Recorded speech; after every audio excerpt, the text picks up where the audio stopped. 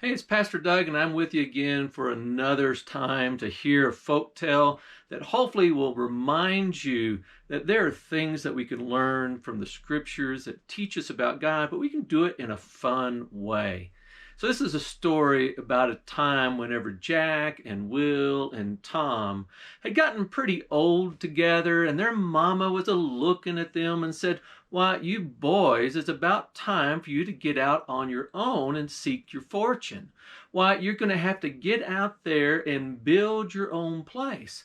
Why, you got to know how to clear the land like your daddy did, and you got to be able to build yourself a nice cabin like we enjoy right here, and then you got to be able to just get on your place. The king will be sure to give you a good place so that you could raise up a family and do all kinds of good things."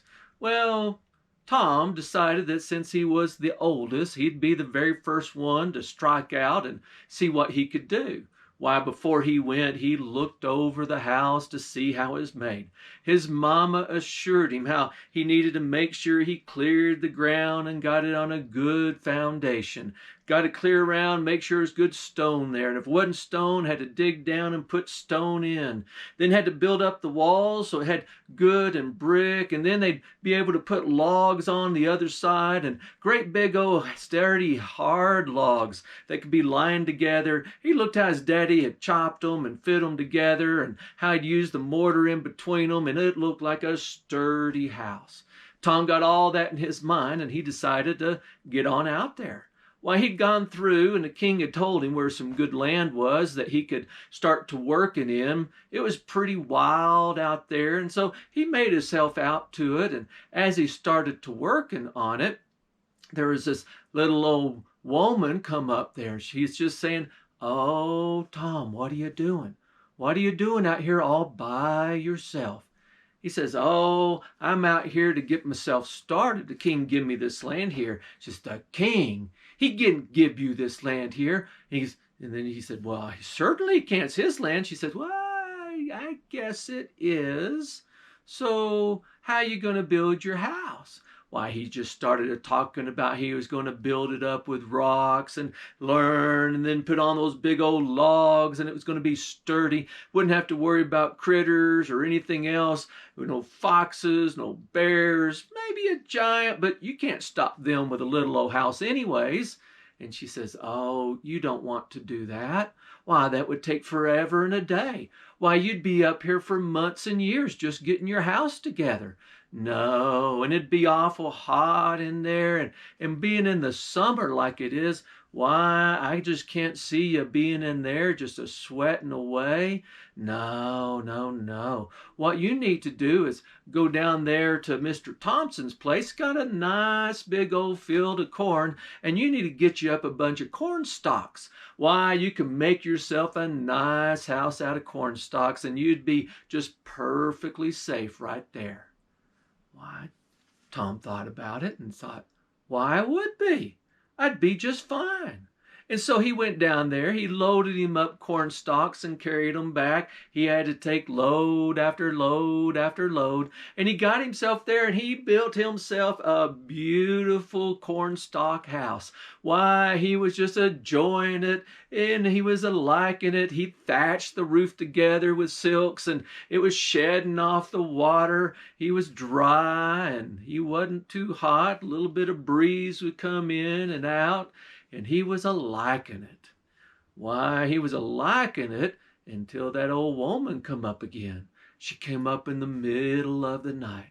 She hollered in, "Oh, Tom, are you home?" And he said, "Why, of course I'm home. Who's that out there?" "Just little old me." He says, "Little old you?" And he looked out there, and she was pointing her little old finger right at Tom, saying, "Oh, you're mine now. You're mine now, and I'm coming to get you." And she just started a-running to him. Why, he tried to close his door, and she hit against it, and he pushed back against it, and then she got back and ran right in, went right through that cornstalk, got right on the inside. Tom was a-running around. He tried to get out. He broke through one side. She went right after him, and before he could get long, that little old lady just grabbed hold of him and tumbled him down, and she wrapped him up, took some of those corn stalks and tied him up, throwed him up on her shoulder and just carried him on to her place and put him to rest. She would get to him later. Why, Jack and Will and his mama was surprised they hadn't heard anything from Tom. And so Will decided that he'd take out there, see if Tom didn't need some help. Why, he got out there, got to the very same piece of ground, and when he got up there, he noticed that, Tom had started on a house, and it looked like he'd had a big party or something, and blew out this piece and that piece, and he was a-looking at it and thought, well, it's a good piece of land, but my brother don't know nothing about building. He should have listened to the mama. Mama told us how to do it. And so he was moving up rocks to put him a good foundation. And as he got a nice part of it all together, no good and even, he was about ready to go out and start chopping some trees to have some timber to build the rest of the cabin when that little old woman come up. Why, she went up there and says, "Oh, Will, what are you doing out here all by yourself?"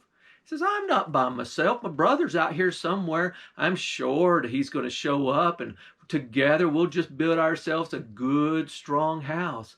She goes, "Oh, you don't want to do that. Well, I ran across your brother. He done took out from these parts. Man, he said it was just too hard a work building a house like that. Why, it'd take him days and weeks and months and maybe years. He'd get to be an old man by the time he got done with it. Why, he thought it'd be too hot on the inside, and he didn't want to do that. He was hanging out here, building himself a nice old cornstalk house, and when he got throwed with it, he just decided that he needed to take out and get himself in even better places. And let me tell you, there are better things than what you're going to be doing here, working so hard." Why, Tom thought about it, and he thought to himself, well, I guessing I could do that. Well, it wouldn't take no time at all to build me an old cornstalk house, and I could get together, and then I could get out to seeking my fortune like my brother did. She goes, "Oh, that's right, Tom. That's really the way that your brother did it, and so, Will, you should do it the same way too." And so that's what Will did. Made him way down there, got his corn stalks out, brought it up there, put all those holes together, got it good and tight, and he was enjoying himself, thinking about all the wealth and the riches that he'd have time to go and get. He was trying to figure out where to go when he heard a little old voice outside saying, "Hello, Will, is that you in there?" And he says, "Why, of course it is. Who else would be in here? What you doing out here in the middle of the night?" She says, "Oh, I'm just out for a little snack." "What do you mean? You got something to eat?" "Not now, but I will soon." And he said, "What's that about?" And he saw her running a fierce right at him. Why, he was just coming barreling in. He closed his old wooden door and put his shoulder up against it, and she didn't even come to the door, went plash right through the walls. That scared Will half to death. He opened the door and started running out. She come blasting out the other side. He was rolling around trying to get away. She jumped up, grabbed him, and hollered him down and wrapped him up, throwed him over her shoulder, and carried her on back to her cabin. And they didn't hear from him again. Why, it'd been a while, and Jack's, and Will, and Tom's mama was getting to worry about them two older boys. And so she told Jack that it was time for him to get out there and go check on them, and he might as well help them out, and they could live together up there in that cabin they were putting on the new land. Why, Jack thought it was a good idea, so he went on. And when he got there, he seen that cornstalk house. Why, it was looking okay, but man, there was a hole in the side of it, and so he wasn't so sure what they were doing. He looked up and around and seen the weather and noticed all the things around, says, well, it's a good place to build, sure is. And they look like they got a good foundation, but this cornstalk house won't hold up for nothing. And my mama says this is just not the way to do it. Why, so he couldn't find his brothers, and so Jack just went to working. Why, he just started cutting down timbers and hollowing off the sides to get all the bark off, get them nice and good, and trimming them up and notching them down. And he had him about half a wall up. And when he was just awful tired, when that little old lady came up again, sticking out her little old finger right at Jack, saying, "Oh, Jack, what do you think you're doing up here all by yourself?" He'd say, "I'm not doing nothing out here by myself. My brother's right here somewhere. They're sure to show up. Who knows? They might have been seeking their fortune. They'll come back with all kinds of stuff, and we'll have a good place to live right here together." And she says, "Oh, you don't want to waste all of your time working on this house.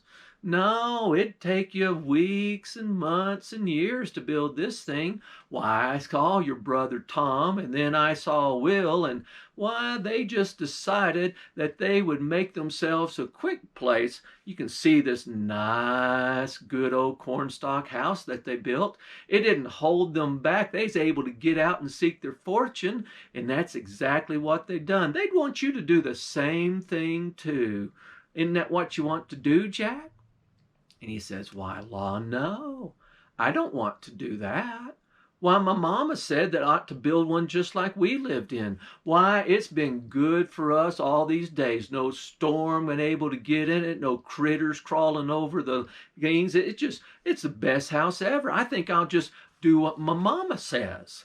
And she says, "Oh, Jack, you're making a terrible mistake." Why, Jack kept on a-working, and that old witch, she brewed up all kinds of oppositions. She'd stir up a spell that sent winds in and made it cold, and had all kinds of heat coming in to make it hot. She made the trees hard to bring down, but Jack, he just worked and chopped, and he finally got everything together just like he wanted.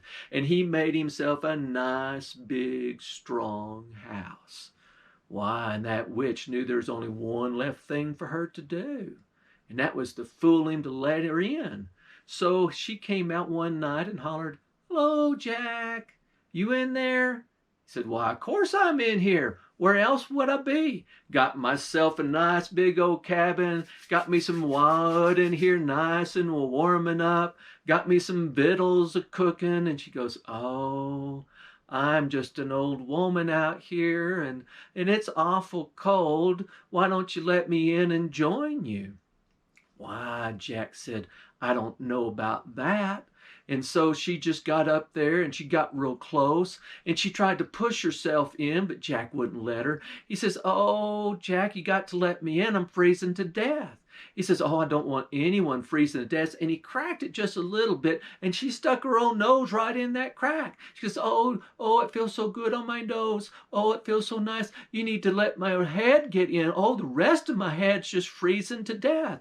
He was pushing up against it, and she was pushing up against it, and finally Jack opened it a little bit more, and her head come in. She goes, "Oh, it is nice warm in here. It's good and warm in here. Why, you ought to let my shoulders in. You ought to let the rest of me in." And little by little, that old woman got in that house, and she started saying, "Oh, Jack, it's good to see you and be in here. I just stopped by for a little snack." And while she was saying that, Jack said, "Oh, hold on. I'm hearing something. Did you hear that?" She goes, "I don't hear anything." "Oh, I think I did." He walked right over to the door, opened it up, and looked out, says, "Oh, I can see it. There's a light right out there. Yep. The king said he was coming by here. He was coming in with all of his men. He says there's been trouble out in these parts." "Yes, sir. Here come the king's men now." She goes, "Oh, Jack, you got to hide me. It's what you got to do. You're going to have to hide me before the king's men get here. There's no telling what they might do to me. They think I'm a terrible one, but you know I've just been nothing but help."